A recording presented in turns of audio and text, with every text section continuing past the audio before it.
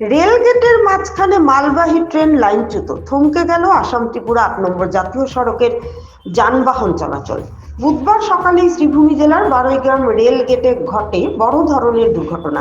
একটি মালবাহী ট্রেন হঠাৎই রেলগেটের মাঝখানে লাইনচ্যুত হয়ে পড়ে, ফলে গেটের দুই পাশে দীর্ঘ যানজট তৈরি হয় এবং সম্পূর্ণ বন্ধ হয়ে যায় আসাম ত্রিপুরার অত্যন্ত গুরুত্বপূর্ণ ৮ নম্বর জাতীয় সড়ক। লাইনচ্যুত বগি সরাতে রেলওয়ে কর্মীরা তৎপরতা শুরু করলেও দীর্ঘ সময় ধরে আটকে থাকে যানবাহন চলাচল।